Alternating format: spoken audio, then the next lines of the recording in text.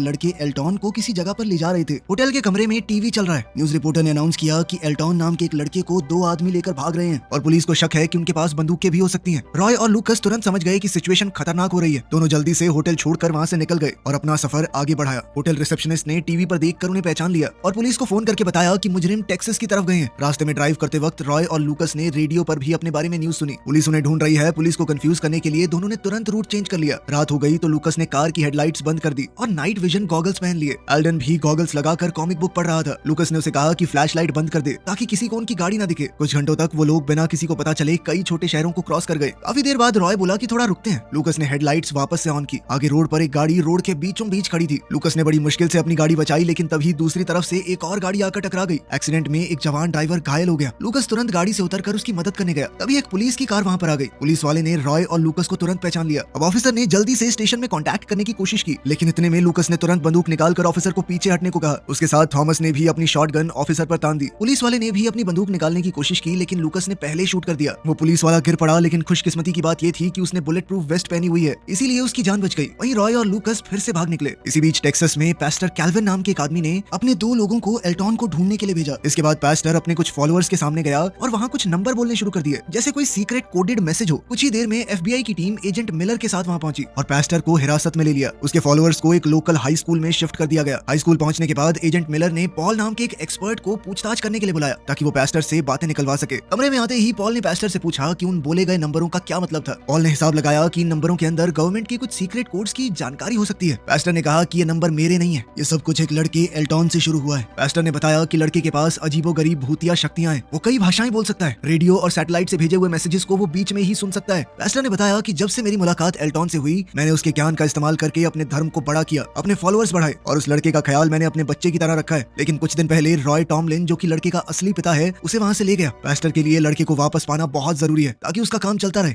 दूसरी तरफ रॉय और लूकस एल्टॉन को अपने दोस्त एल्डन के घर ले गए। एल्डन ने उन्हें रात को रुकने दिया और घर के सारे खिड़की दरवाजों पर पर्दे लगा दिए। एल्डन को लाइट से बहुत ज्यादा प्रॉब्लम है, इसी वजह से वो हमेशा खास तरह के ग्लासेस पहनता है और कभी भी सीधी धूप को ढंग से नहीं देखता। आखिरकार एल्टॉन सो गया और उसके पिता ने भी आराम करने की कोशिश की। रात में जब सब सो रहे थे, तभी अचानक घर के अंदर भूकंप जैसी जोरदार वाइब्रेशन महसूस हुई। रॉय ने अपने बेटे की चीख सुनी और तुरंत उसके कमरे की तरफ भागा। रॉय का दोस्त एल्डन लड़के के सामने बैठा था और एल्टन की आंखों से निकल रही रोशनी सीधा उस पर पड़ रही थी। रॉय ने बिना देर किए एल्डन के सर पर जोर से मारा और फिर अपने बेटे को गले लगा जिसकी आंखों में दर्द हो रहा था। वहीं टेक्सास में डॉक्टर पॉल कल्ट के आदमियों से और डिटेल पूछ रहा था। उन्होंने बताया कि एल्टन की आंखों से एक खास तरह की शक्ति निकलती है। जब वो शक्ति किसी इंसान को छूती है तो उस इंसान को अजीब से विजन्स दिखाई देते हैं, जिन्हें समझा पाना बहुत मुश्किल है। एक औरत ने बताया कि मुझे कुछ साफ समझ नहीं आया कि मैंने क्या देखा, लेकिन उस लड़के के पास रहकर एक अजीब सा सुकून महसूस होता था। पॉल ने फिर से पूछा कि मार्च 6 को क्या होने वाला है, क्योंकि ये डेट पैस्टर की स्पीचेस में बार बार आ रही थी। औरत ने बताया कि मार्च 6 को जजमेंट डे होगा और सिर्फ वो लोग सुरक्षित रहेंगे जो एल्टॉन के पास होंगे। पॉल को ये बात थोड़ी अजीब सी लगी, लेकिन फिर भी उसने सवाल पूछने जारी रखे। इंटरव्यू खत्म होने के बाद कुछ लोगों को छोड़ दिया गया। इन लोगों में डोकी और लेवी भी थे, जिन्हें पैस्टर ने ऑर्डर दिया था एल्टॉन को ढूंढने का। अगली सुबह एल्टॉन की तबीयत बेहतर हो गई। लूकस ने फैसला किया कि वो लोग एल्डन की वैन का इस्तेमाल करेंगे ताकि पुलिस को उन पर शक न हो। सबके तैयार होने के बाद रॉय ने एल्डन से बात की कि तुम्हें लड़के के सामने नहीं आना था, क्या देखा है तुमने, साफ साफ बताओ। एल्डन ने सिर्फ इतना कहा कि वो खुद को रोक नहीं पाया, लेकिन रॉय ने इसके जवाब में कहा कि मैं कोई रिस्क नहीं ले सकता। इसके साथ ही उसने अपनी बंदूक निकाल ली। कुछ घंटे बाद तीनों फिर से सफर को जारी रखते हैं। ड्राइव के दौरान एल्टन सुपरमैन की कॉमिक्स पढ़कर टाइम पास कर रहा था। रॉय को सुपर हीरोज की कहानियां कुछ खास पसंद नहीं थी, लेकिन एल्टन अब सुपरमैन का काफी बड़ा फैन बन चुका था। उसे कहानी बड़ी अच्छी लगी कि सुपरमैन दूसरे प्लेनेट से आया था और सूरज की वजह से बहुत ताकतवर बन गया। कॉमिक पढ़ते पढ़ते एल्टन अचानक से एक अनजान भाषा बोलने लगा। रॉय समझ गया कि शायद वो रेडियो सिग्नल्स को पकड़ रहा है। लूकस ने तुरंत रेडियो स्टेशन चेंज कर दिया और वही मैसेज सुनाई दिया जो एल्टन बोल रहा था। इससे लूकस और ज्यादा हैरान हो गया लड़के की ताकतों को देखकर। सफर जारी रहा जब तक वो लोग एक गैस स्टेशन पर पेट्रोल भरवाने नहीं रुके। यहाँ से कहानी एक अजीब सी डायरेक्शन में बढ़ने लगी। गैस स्टेशन पर रुकने के बाद रॉय ने एक पब्लिक फोन का इस्तेमाल किया और अपनी पहली पत्नी सारा को फोन किया। उसने उससे मदद मांगी क्योंकि हालात अब बहुत ज्यादा रिस्की हो गए थे। इसी बीच एल्टॉन चुपचाप गाड़ी से बाहर निकलकर आसमान की तरफ देखने लगा। तब एक औरत उसके पास आई और पूछा कि बेटा तुम अकेले तो नहीं हो। रॉय ने जैसे ही देखा कि एल्टॉन गाड़ी से बाहर खड़ा है, वो तुरंत भागते हुए उसके पास पहुंचा। उसने औरत से कहा कि मेरा बेटा है, अभी गाड़ी से निकल गया होगा। अब रॉय ने एल्टॉन को थोड़ा डांटा कि बिना बताए गाड़ी से क्यों निकले तुम। एल्टॉन ने धीरे से सॉरी कहा, लेकिन इसके कुछ ही पल बाद आसमान में अजीब सी हलचल दिखाई देने लगी। ऊपर से किसी चीज का जलता हुआ मलबा गिरना शुरू हो गया। हालात खतरनाक हो गए। रॉय ने तुरंत लूकस से कहा कि जल्दी से निकलना रहना होगा हमें। तीनों बिना देर किए वहाँ से वैन लेकर सीधा सारा के घर की तरफ निकल गए। ऐसा लग रहा था कि ये जो भी हुआ वो एल्टॉन ने अपनी ताकत से किया है, लेकिन एल्टॉन अभी भी अपनी शक्तियों को ढंग से कंट्रोल करना नहीं जानता। इसका असर उसके शरीर पर भी पड़ता है, क्योंकि जल्द ही उसकी नाक और कान से खून निकलना शुरू हो गया। रॉय बहुत टेंशन में आ गया और पूरी कोशिश की अपने बेटे की मदद करने की। खैर कुछ देर बाद तीनों सारा के घर पहुंचे। सारा अपने बेटे को इतने समय बाद देखकर बहुत खुश हुई। जब बचपन में एल्टॉन की ताकत बढ़ने लगी तो सारा डर कर वहाँ से चली गई। उसे समझ नहीं आ रहा था कि उसने कैसे बच्चे को जन्म दिया है। उस फैसले का गिल्ट उसके अंदर आज तक है। अब उसने फैसला किया कि वो रॉय और लूकस की मदद करेगी और एल्टॉन का ध्यान रखेगी। जब एल्टॉन कमरे में सो गया तो सारा को उसकी हालत थोड़ी अजीब लगी। उसने रॉय से पूछा कि वो लोग आखिर जा कहाँ रहे हैं। रॉय ने बताया कि कुछ दिन पहले एल्टॉन ने उसे कुछ कोऑर्डिनेट्स दिखाए थे, एक एग्जैक्ट जगह के। उस जगह पर उन्हें 6 मार्च को पहुंचना जरूरी है। रॉय को ये नहीं पता कि वहाँ क्या होने वाला है, लेकिन वो इतना जरूर जानता है कि सच वहीं जाकर पता चलेगा। प्रॉब्लम ये थी कि 6 मार्च आने में अब सिर्फ 3 दिन बचे हैं। रॉय ने फैसला किया कि आज रात को वो सारा के घर पे ही रुकेंगे, फिर कल निकलेंगे आगे के रास्ते पर। लेकिन रॉय और लूकस नहीं जानते कि डुआक और लेवी अभी भी उनका पीछा कर रहे हैं। दोनों के पास हथियार थे और वो किसी भी हद तक जाने को तैयार थे लड़के को ढूंढने के लिए। सबसे पहले वो सारा की माँ के घर पर गए, क्योंकि उन्हें लग रहा था कि उसे पता होगा एल्टॉन कहाँ गया है। वहाँ से जब उन्हें एग्जैक्ट लोकेशन नहीं मिली तो वो एल्डन के घर पहुंचे। एल्डन को रॉय ने एन मौके पर छोड़ दिया था। गुंडों के प्रेशर में एल्डन ने बता दिया कि रॉय उसकी वैन में लेकर गया लड़के को। डुआक और लेवी तुरंत उनका पीछा करते हुए निकल गए। दूसरी तरफ एजेंट मिलर और डॉक्टर पॉल भी उस गैस स्टेशन पर पहुंचे, जो अब बहुत बुरी हालत में था। इन्वेस्टिगेशन के दौरान एक बहुत जरूरी बात सामने आई। पता चला कि जो मलबा आसमान से गिरा है वो एक अमेरिकन सैटेलाइट के टुकड़े थे। इस सैटेलाइट का इस्तेमाल वो लड़के की लोकेशन का पता लगाने के लिए कर रहे थे। इससे ये भी साफ हो गया कि एल्टॉन की ताकत नॉर्मल नहीं है, बल्कि कुछ ज्यादा ही ताकतवर और खतरनाक है। अब तो गवर्नमेंट इस केस को और भी ज्यादा सीरियस लेने लगी। एजेंट मिलर ने फैसला किया कि डॉक्टर पॉल को केस का स्पेशलिस्ट बनाया जाए, ताकि वो लड़के को ट्रैक करने का तरीका ढूंढ सके। अब पॉल ने बताया कि जब लड़के ने अपनी ताकत का इस्तेमाल किया था तो वहाँ पर कोई रेडिएशन तो नहीं मिली, लेकिन वहाँ पर टेम्परेचर जरूर बढ़ गया था, मतलब कि वो इंफ्रारेड कैमरास में दिख जाएगा। इसके बाद पॉल ने एक प्लान बनाया। उसने कहा कि एक ड्रोन का इंतजाम किया जाए। अगली बार एल्टॉन जब अपनी ताकत इस्तेमाल करेगा तब वो हीट मैप की मदद से उसे पकड़ सकते हैं। इससे उसकी लोकेशन का पता लगाना आसान हो जाएगा। उधर सारा के घर पर एल्टॉन अभी कमरे में सो रहा था। सारा ने बाहर आकर देखा और लूकस अगली ट्रिप के लिए एक और गाड़ी तैयार कर रहा था। गाड़ी तैयार होने के बाद तीनों ने रात होने का इंतजार किया और फिर चुपचाप रोड पर निकल पड़े एल्टॉन को उसकी मंजिल तक ले जाने के लिए। ड्राइव के दौरान सारा ने एल्टॉन से पूछा कि क्या गैस स्टेशन पर जो सैटेलाइट गिरी थी वो तुमने गिराई थी। एल्टॉन ने सीधा जवाब दिया कि हाँ। उसने बताया कि सरकार सैटेलाइट का इस्तेमाल कर रही थी हमें ढूंढने के लिए। ये सुनकर सारा, रॉय और लूकस तीनों बहुत ज्यादा हैरान हो गए। लेकिन कुछ ही देर बाद कार के अंदर एल्टॉन अचानक से कमजोर महसूस करने लगा। उसे सांस लेने में भी तकलीफ हो रही थी। रॉय ने तुरंत लूकस को गाड़ी साइड में रोकने को कहा। सारा ने उसे शांत करने की कोशिश की, लेकिन एल्टॉन अपने हाथ से एक अजीब सा इशारा करने लगा, जैसे हवा में कुछ पढ़ने की कोशिश कर रहा हो। उसकी आंखों से अचानक एक बहुत तीखी रोशनी निकली, जिसके बाद रॉय, लूकस और सारा कुछ सेकंडों के लिए अंधे हो गए। एल्टॉन गाड़ी से बाहर निकल गया। अभी भी उसे सांस लेने में तकलीफ हो रही थी। सारा तुरंत उसके पास जाकर उसकी मदद करने लगी। लूकस ने कहा कि इसे हॉस्पिटल ले जाना चाहिए, लेकिन रॉय ने मना कर दिया, क्योंकि हॉस्पिटल ले गए तो पुलिस वाले उसे तुरंत पकड़ लेंगे। इस पर रॉय और लूकस आपस में बहसने लगे। तभी एल्टॉन ने बीच में बोलते हुए कहा कि अभी यहाँ से निकलना बहुत जरूरी है, वो लोग आ रहे हैं। सारा ने पूछा कि कौन आ रहा है बेटा। एल्टॉन ने आसमान की तरफ इशारा किया। बादलों के बीच से थोड़ी रोशनी दिख रही थी। बिना वक्त बर्बाद किए एल्टॉन ने प्लान बताया। उसने लूकस और सारा से कहा कि आप लोग कहीं दूर जाके छुप जाओ। रॉय ने उसे अपनी गोद में उठाया और पास के जंगलों की तरफ चल पड़ा। वहीं लूकस और सारा ने पास में एक होटल ढूंढा जहां वो सुरक्षित रात गुजार सकें। जल्द ही रॉय और एल्टॉन एक गुफा तक पहुंच गए। उन्होंने वहीं पर रात को रुकने का फैसला किया। गुफा के अंदर एल्टॉन ने रॉय से कहा कि सुबह तक इंतजार करना जरूरी है। फिर उसने एक अलग सी बात कही। पहली बार उसने कहा कि मैं सूरज को देखना चाहता हूँ। रॉय ने तुरंत मना किया, क्योंकि उसे लगता था कि सूरज की रोशनी एल्टॉन के लिए जानलेवा हो सकती है। लेकिन एल्टॉन ने जिद की कि ये करना जरूरी है। उन्होंने रात वहीं पर काटी, लेकिन जैसे ही सूरज निकलना शुरू हुआ एल्टॉन ने रॉय से कहा कि मुझे बाहर ले चलो। रॉय थोड़ा घबराया हुआ था, लेकिन फिर भी अपने बेटे को बाहर ले गया। जैसे ही सूरज की रोशनी एल्टॉन पर पड़ी उसका शरीर चमकने लगा। पहले तो उसकी आंखों में तीखा दर्द होना शुरू हो गया, लेकिन थोड़ी देर बाद बिल्कुल सुपरमैन की कॉमिक्स की तरह सूरज की रोशनी ने उसे कमजोर नहीं बल्कि ताकतवर बना दिया। उसके शरीर में इकट्ठा हुई ताकत अचानक से बाहर आने लगी और एक बहुत ताकतवर फोर्स फील्ड पूरे एरिया के आसपास फैल गई।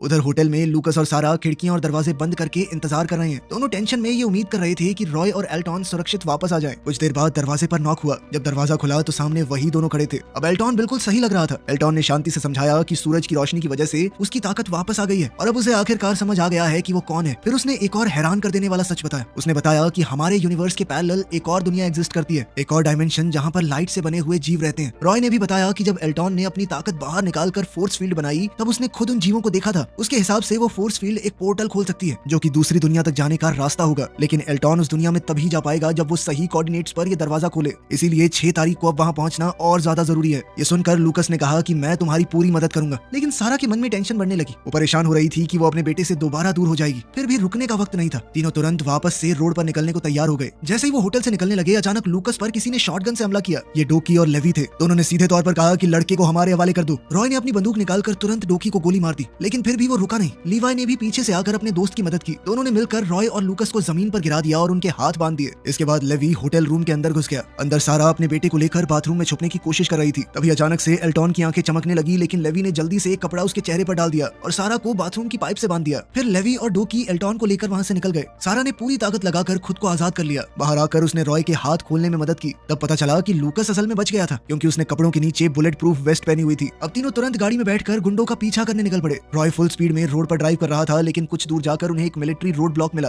सिपाहियों ने उसे लाइन में लगने का ऑर्डर दिया। किसी को शक न हो इसलिए रॉय चुपचाप बाकी गाड़ियों के साथ बिल्कुल धीरे धीरे आगे बढ़ने लगा। थोड़ी आगे जाकर उन्हें वही पिकअप ट्रक मिला जिसमें डोकी और लेवी एल्टॉन को लेकर गए थे, लेकिन ट्रक बिल्कुल खाली था। खिड़कियों पर खून के दाग दिख रहे थे और एल्टॉन का कोई नामो निशान नहीं था। ये देखकर रॉय और सारा दोनों बहुत डर गए। उन्हें लगा कि कुछ बहुत बुरा हुआ है। फिर भी वो मिलिट्री रोड ब्लॉक को क्रॉस करके आगे बढ़ते रहे।